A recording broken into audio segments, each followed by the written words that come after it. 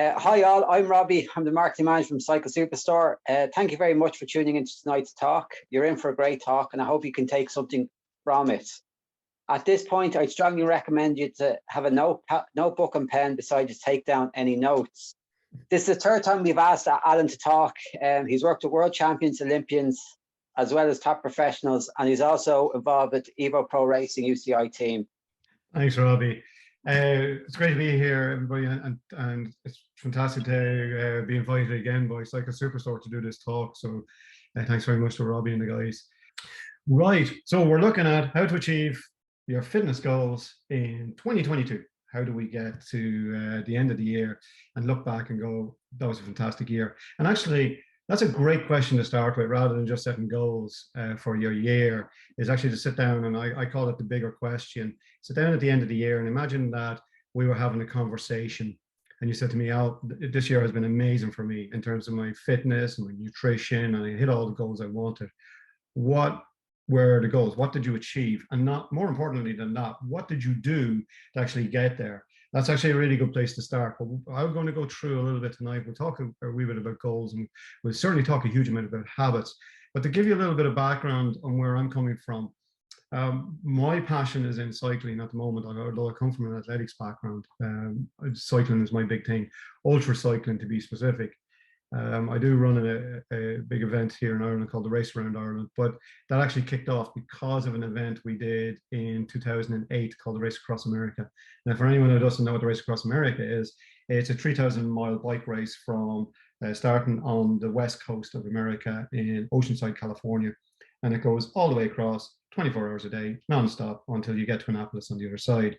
And the reason why I actually put a team into this event was because I wanted to prove that a system of team building where we give the best coaching, psychologists, trainers, biomech, we even brought a chef on board. If we could give this to 4 leisure cyclists, we could actually have a good chance at breaking the Irish record, which at the time was set at 7.5 days. And in honesty, we actually smashed the Irish record. We took 30 hours off it, but we nearly won the thing as well. And the reason why I came up with this idea of being able to do it was I had seen a documentary while I was actually doing some work in Australia. So I worked over there, some work with the Sunshine Coast University in Australia and the Australian Institute of Sport and their athletes. And what fascinated me about their approach was how they would take an athlete. So we would sit down on a Monday morning where you would have the biomech, the psychologist, the coaches, the physiologists, sitting around discussing athletes that were going to come in that week. And you'd have the name of the athlete and they'd say, okay, psychologist, what are you going to do? Biomech guys, what are you going to do? We're going to set them up on the bike. We're going to do a bike fit. Nutritionist, what are you going to do? And it was literally built like that. And I was fascinated about the approach of, for anybody, whether you're a team or an individual, what the effects would be if we actually built a small team around a team, or in some cases, obviously teams around individuals. So that's what fascinated me about it. That's what got me into the whole thing. Before that, I actually had a gym for 4 years. I've been in the fitness industry since 1989. And I've also studied things like hypnotherapy, neurolinguistic programming, and sports science degree, so as well as the fitness. So I'm really passionate about anything that I think can improve performance. But the big thing that really fascinates me is the mental fitness side of things. The first world champion I ever worked with was a guy called Steve Collins back in the late 90s. Now, I show this photo for 2 reasons. One, because even although he's an individual athlete, I want you to notice how much of a team he has around him in order to get him there. And it's interesting that, you know, when you're building a team around yourself, if you want to achieve your goals this year, it doesn't always have to be your coaches and your trainers. Your friends can be, you know, your support, or your family can be your support. But having the idea of having help to get there, I think is a really important thing. That's the first reason. The second reason is this is me down here with long hair. Unfortunately, even at that stage, it was starting to go backwards, but it went fairly far backwards since then. So, latest world champion, a girl called Caitlin Phelan. The reason why I mentioned Caitlin is because she is a brilliant example of the idea of always be ready. Caitlin, young amateur turned professional, very young, youngest professional fighter in the country. She had 3 wins at a professional level. And if you know anything about boxing, you know that the world champion, whoever holds the world title, must fight somebody else within a certain amount of time. And so the world champion was looking for an opponent, and the first two opponents couldn't make it. And so they came down the list and they said, well, actually, we've got a young girl in Ireland. Why don't we give her a shot at the title? And Caitlin, always be ready, always be prepared, stood up and took away the belts for the world title. Amazing achievement. I'm also the high performance director for the Rally Academy of Ireland. We have 6 drivers aiming from everything from the British Rally Championship.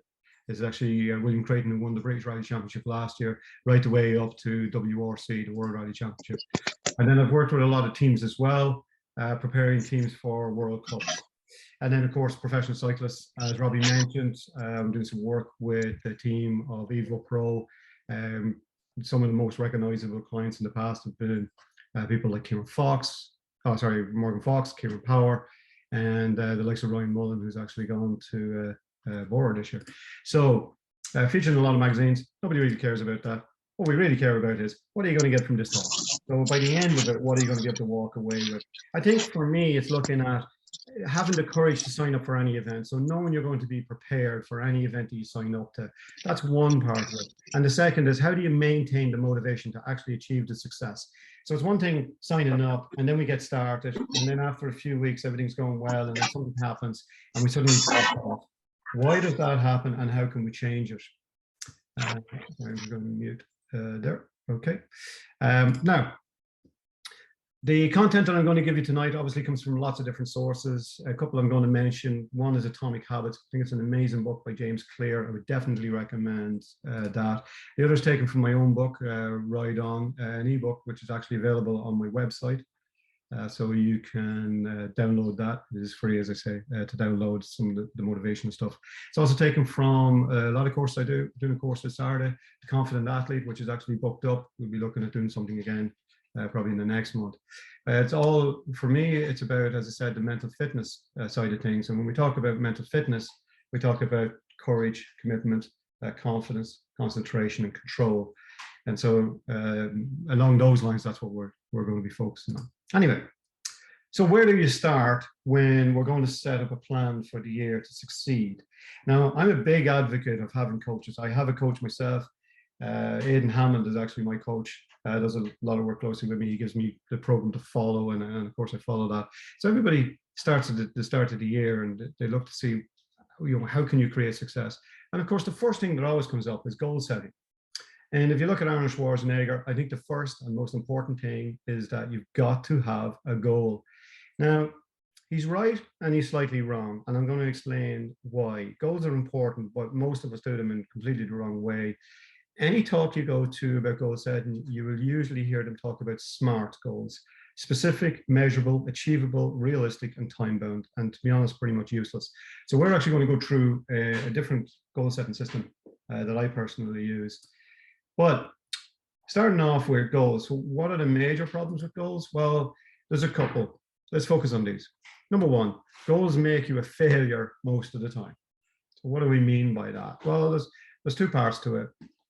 One, we have a tendency to look at people who achieve, the winners, and think that obviously they set the goal to do it and they were passionate to do it, and that's what got them there. But actually, there's a little bit more to it than that. So, the people who are at the end of the peloton coming in have goals as well. So goals are not necessarily what separates bunches, and it's not necessarily what separates success.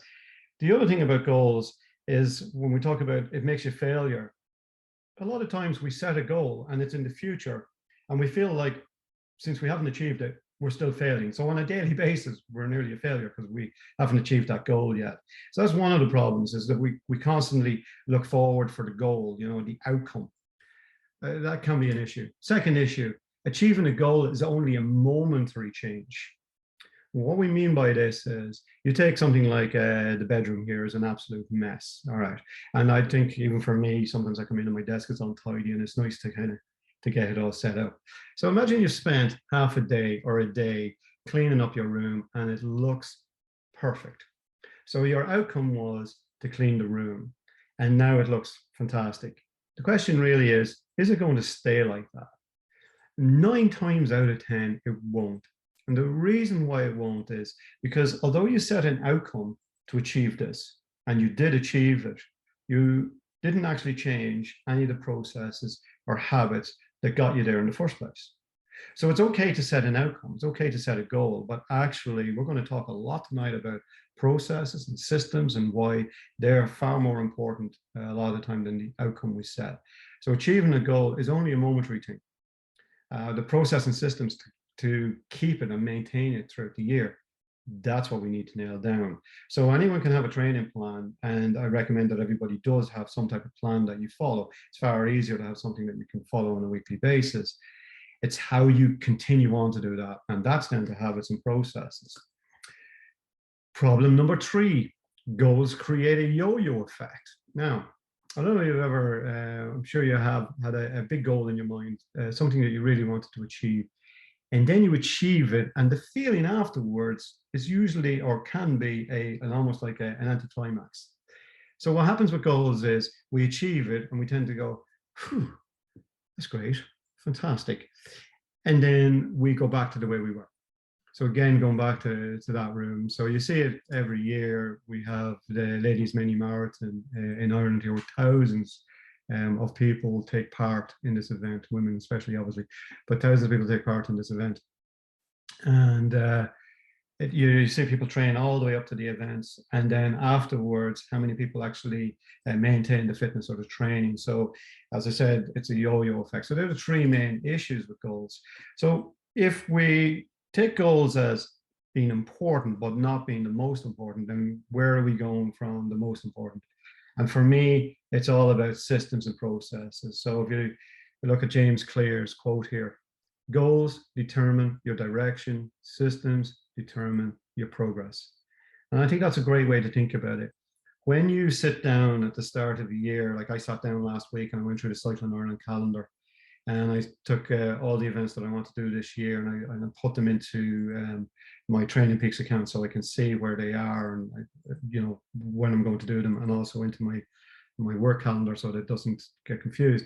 So those goals, they will determine the direction that I want to take, but the systems will determine my progress. What type of training am I doing on a daily basis? What does my nutrition look like? What does my sleep look like? All of those small things. And believe me, I'm not a good cyclist, but I do like to try to get the best out of myself, given everything else. So I firmly believe that systems and processes work for people. It is what I have all my professional athletes working on, is what they have to do on a daily basis in order to progress, in order to be better the next day. So setting goals has a focus on winning and finishing. Again, going back to the idea that we set the goal and then we achieve it. So setting goals has a focus on that winning or finishing the event, but the building the systems has a focus on continuous improvement. So if you think about it in this way, actually, I'll give you a story. A friend of mine was a pretty good runner, would just go out and run, most days, didn't really take it hugely serious, but ran most days. But you could be talking to the guy and you say, "Oh yeah, I'm going to run a marathon next week," or Dublin City Marathon's on, and I got a place, and I'm just going to tip along and run it. Look at me going nuts! Like, people train all year just to do this, but he was always ready. He was just running. That was just his thing. So it wasn't so much that he was focusing on the big event. Now for him, it was just get through it, just to get to finish. I understand that if we're looking to win events or to do it in a certain time, obviously you're looking for a periodization for the year, and looking at your peaks and your recovery and all that. But honestly, most of us, if you just ride the bike, consistently, you get to where you want to be. Aidan always likes me off about the idea that I seem to love microwave training, he calls it, where I will have an event coming up in 6 weeks and I suddenly go, "Oh my God, I really should train for it." But that's actually, it works, but it doesn't get you consistently the results you want.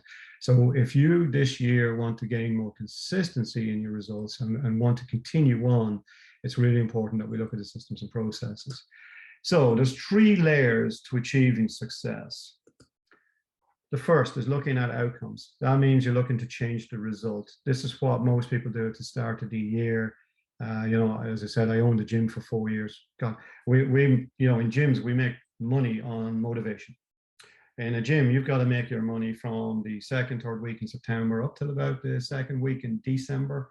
And you'll make your money in probably the second week of January when people get back to a little bit of normality. Second, third week of January up till maybe the end of April. So you made your money on motivation, people coming in, and I couldn't wait to get going.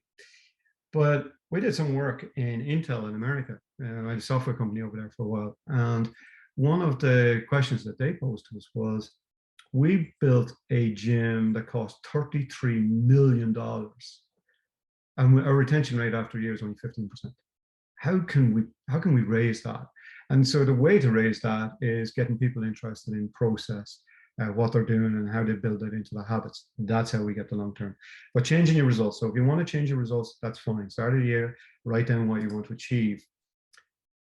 Process is a layer below that. So if you think of outcomes up here, the layer below that gets you to the outcome is your processes and systems. What habits do you have on a daily basis? And if your habits don't match the outcomes that you want, you will not get those outcomes. The easiest example is probably weight loss. So somebody might say, well, I want to lose 10 kilos or 20 pounds in weight. And that's their outcome. And their habits then, they go to change their habits. Now, if the habits don't match the outcome, in other words, if they're not eating right or they're not exercising enough, then they're not going to get the results. So they have to change their habits. The issue sometimes is, how do we keep those habits going? And that's what we're going to talk about later on. So the process is change your habits and your systems. But below that, so if you think of an onion having layers, the outer layer is the outcome. Inside that, then we have the change in your habits and the process. That's going to affect your outcome. And below that, that affects those two layers, is your beliefs and your assumptions. In other words, your identity. So if you believe you're not the type of person who can stick to a plan, if you believe you're not the type of person who can stick to your nutrition, then what starts to happen is you create the habits. And then the moment you break the habit, your brain clicks in and goes, I knew it. I'm just not that type of person. I'm just not the type of person who can stick to something. So changing the beliefs is actually hugely important. I mentioned the course that I'm doing on Saturday. The course I'm doing on Saturday is actually called The Confident Athlete. And confidence is all around your beliefs. And a lot of us have negative beliefs about ourselves, whether that's to do with age, or whether it's to do with where we grow up or environment. A lot of us can have limiting beliefs. So it's how you change those things. So what we're looking at is how we change our identity to make us feel that I am the type of person who can achieve my goals this year. I am the type of person who can stick to these habits. I am the type of person who can achieve those results. So we're going to talk a little bit more later on about how we do that. So again, just in terms of the layers, the outcomes, process, and at the core level is your identity. Now, I love to show Simon Baker here when we talk about identity. Simon says, I wouldn't be where I am, that's fine. Here is really important where he says, losing my leg meant losing a part of his identity. When Simon called me and said, look, I have this goal, I really want to do the marathon, but I want to do it on crutches. So his aim was to break the world record using crutches in the marathon. And I absolutely jump at it. This sounds like, I love big challenges, and this was a big challenge for him. So Simon had been an athlete before. He lost his leg, part of his leg. So really the goal for him was to get across the finish line for the marathon. But actually the goal for us became, how do we change and make him change his identity? So he really gets a feel for being an athlete on a daily basis, because that's a different thing.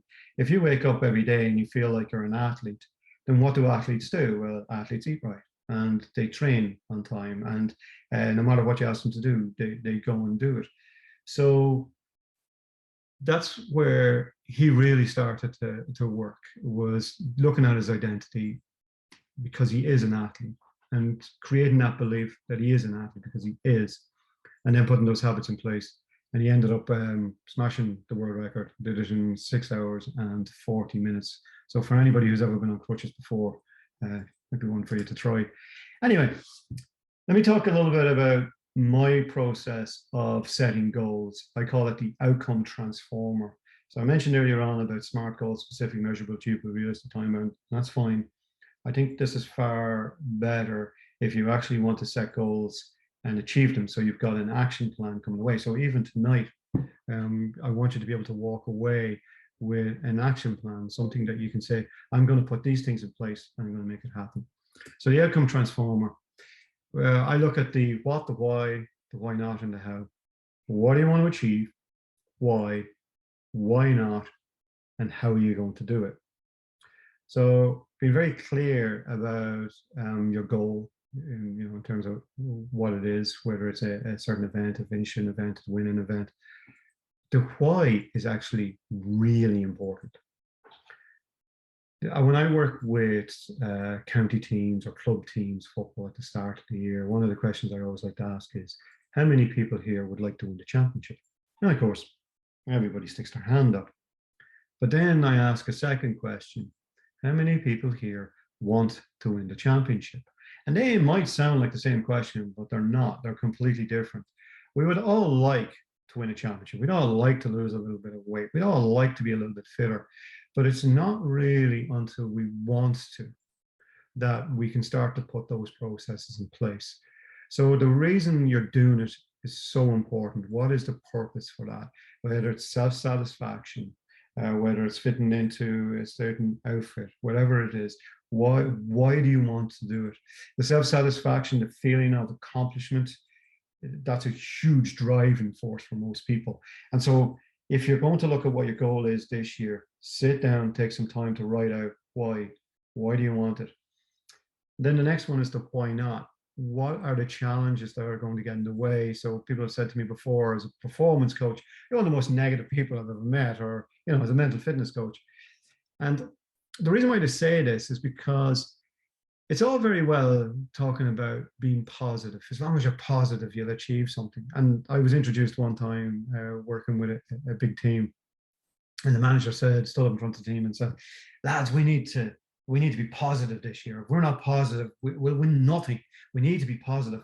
And we have Alan here, and Alan's our motivational guy, and he's going to be working with us for the season, lads. And he's going to talk to you about positivity. And Al stood up and went, two things. Number one, I am not your motivational guy.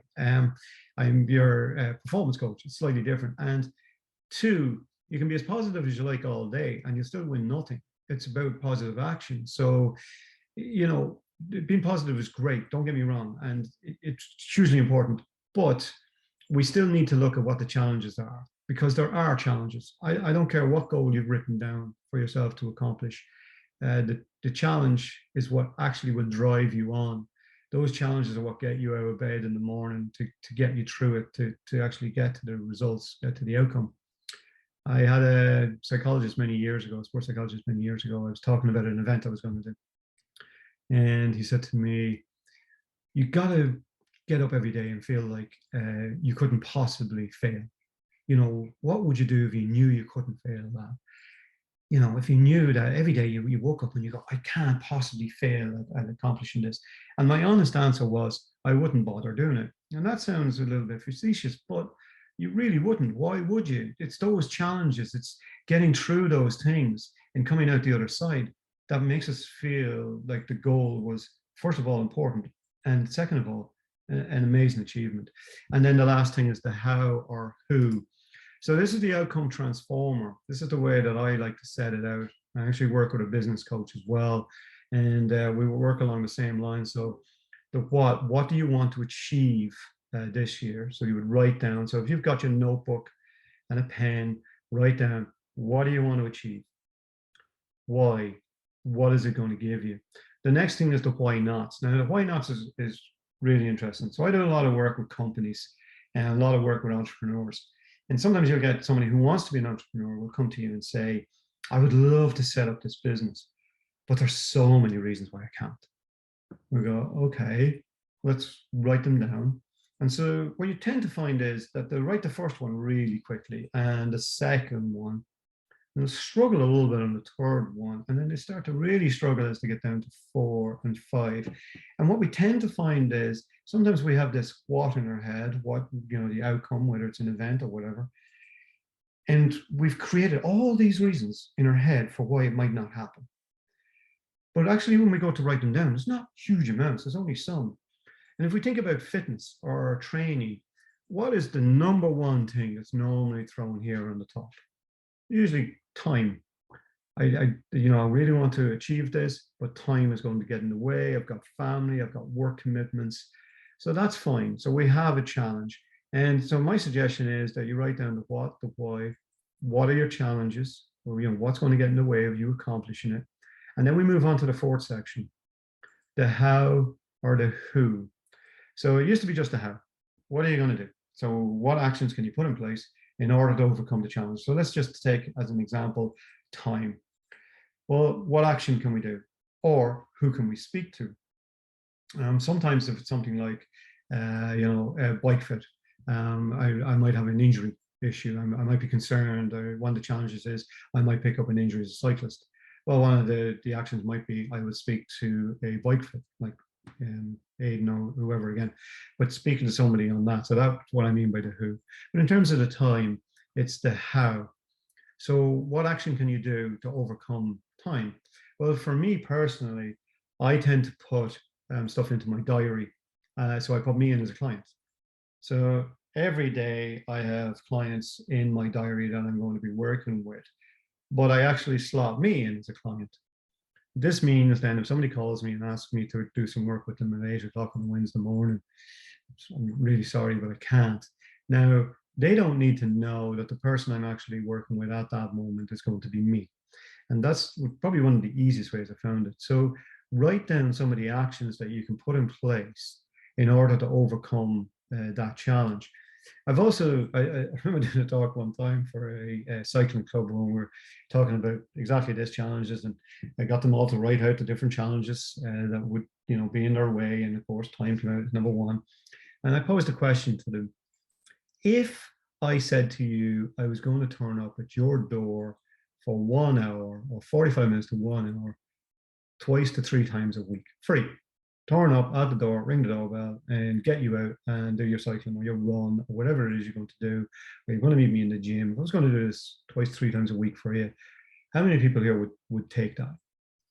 And most people in the room put their hand up. And my answer to that is, if you've got the time to meet me or someone else who, you know, you've got to give yourself the same level of respect. So give yourself that respect and say, I'm going to meet me at these times. Or the other thing you can do is bring a mate along and make sure that you've got somebody you can work out with. And that will help you maybe with the time as well. So write out your challenges, take some time to do that. Write out what action are you going to do to overcome that challenge, or who are you going to speak to in order to do it. And this is the best part of this. When you write down the actions, we want to get you started moving towards you achieving the outcome you want. So you're going to start writing down on the bottom, what are your first 3 crucial actions over the next week? So what's really important that you need to get done over the next week in order to move you forward? So that for me, I use the outcome transformer. I find it really useful. I use it for my business. I use it for my sports. I think you can use it in many different ways, but that's for me the outcome transformer. So we've talked a little bit about the goals. And so we were talking about how do we get from goals to systems and processes. Well, the outcome transformer kind of does that for you, because you start with the what, which are your outcomes. You move on to your why not. And when you get to your how, a lot of those are habits.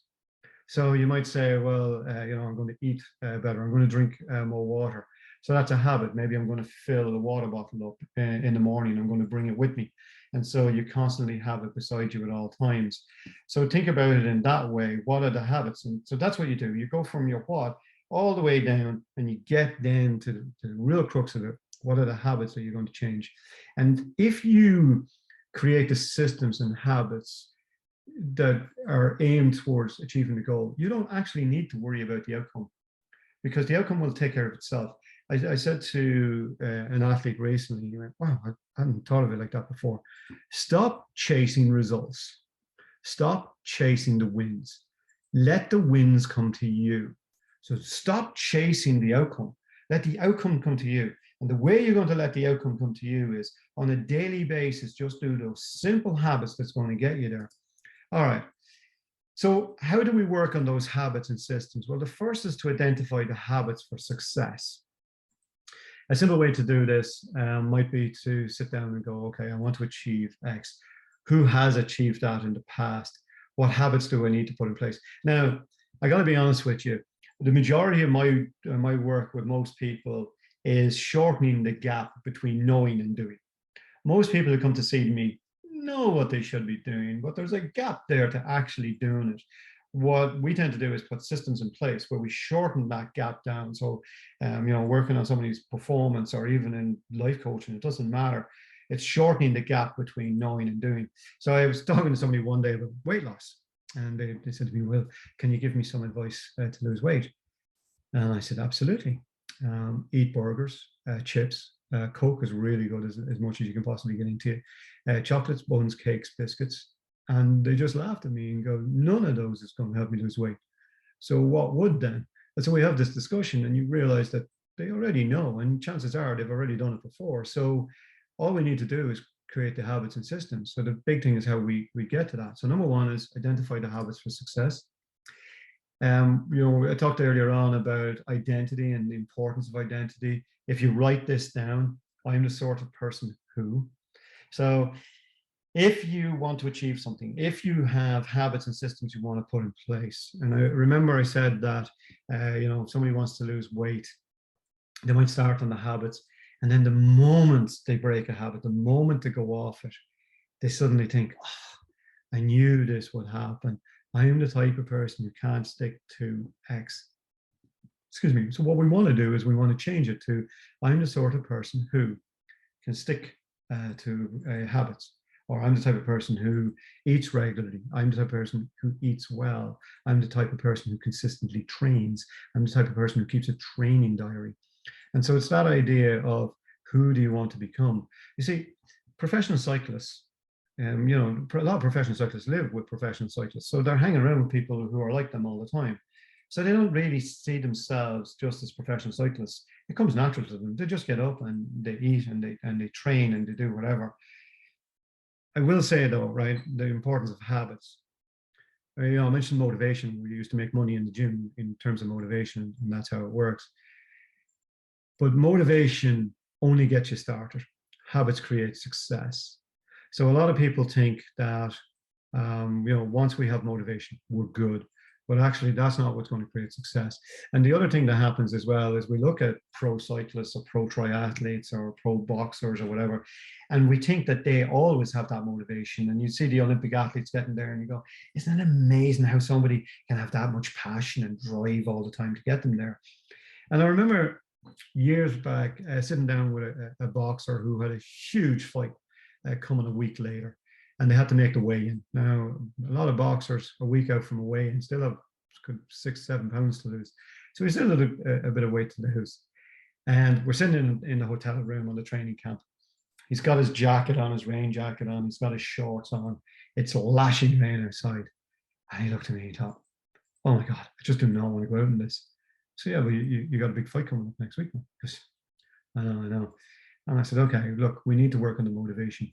How can we get you motivated the next time? So if we run into issues again with motivation, what are the things that normally motivate you?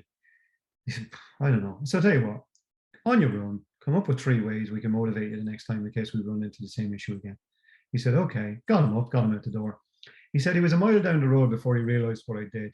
I didn't care about the 3 ways to motivate him the next time. I needed one good, solid reason to get him out the door there and then. So we changed the goal slightly, gave him something to think about, and sent him on his way. But it taught me 2 things. Number one, having a goal going into every session, no matter how silly the goal, is still a way for us to get through that session. So no matter what your session is, whether you're doing something on a turbo or you're doing something outdoors, have a goal in your mind of what you want to achieve. And the second thing it taught me was, here's a guy at the top of his career, a week out from a major fight, who's still sitting there going, oh man, I really don't want to do it. And so we have to understand that these guys, they still have those, but what they have more than often than not is the habits and systems and processes in place in order to get it done. Number two, control friction. So what do we mean by friction? Well, using the hose pipe here as an example, friction would be if I take the hose pipe and the more bend I put in that hose pipe, the more it slows the water down on going through to eventually there's a trickle or it'll even stop. So that's friction, all right? If we want more water to flow through it, we make sure that it's all open and it flows well. Well, when we create habits or when we have habits, friction works similar to that. Now, think about it in this way. Let's say you decide you're going to exercise every morning. But if you get up in the morning and you decide to go out for your workout and you got to find your shorts and you got to find your runners, or you got to find your Garmin, or you got to find each time you have to go and locate something, that's friction. It's something that slows you down from getting on the bike. So, you know, I don't know if you see behind me, I've got my turbo here. Under my turbo, my shoes are sitting right there. I have the towel on it. I got the computer set up the night before. You reduce friction as much as possible. And if you can do that, then you've got a much better chance of actually getting the habit done. So if you want to create a good habit, reduce the friction. Anything that's getting in the way, stop it from getting in the way so you can easily do it. So that's reducing the friction.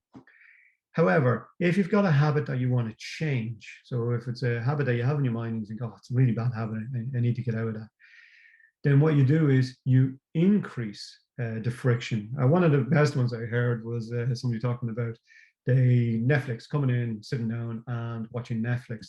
And you sit down and you're not even thinking about it, you just put it on in the evening when they could actually be doing something else. So they decided what they were going to do was they would take the batteries out of the remote control, they would put the remote over one side, batteries over the other side, so that when they walked into the room, they could still do it, they could still take the batteries, still take the remote, put them together, and they'd be able to watch it. But they caused enough friction for them to actually slow down the process before they actually went into it. So just bear that in mind, increase the friction.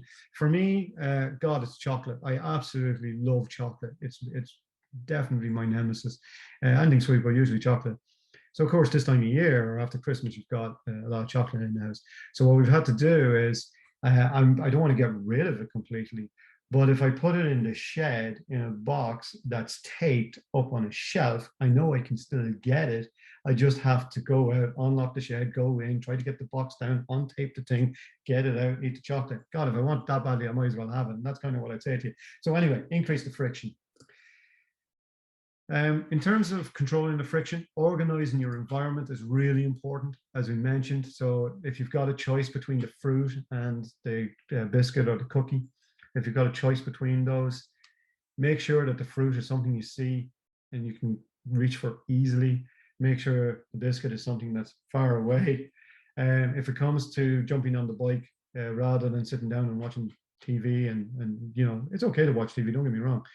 But just if you find it's getting in the way of your training, make sure the friction is reduced to get the training done, and make sure you increase the friction to be able to watch the TV. And then the last little thing I'm going to finish on, the third one here, on how we create success, is one that I'm really passionate about, and it's one that I work with all my athletes on. And it's the idea of using guided imagery or visualization to create success. So how do we do that, or why is it important?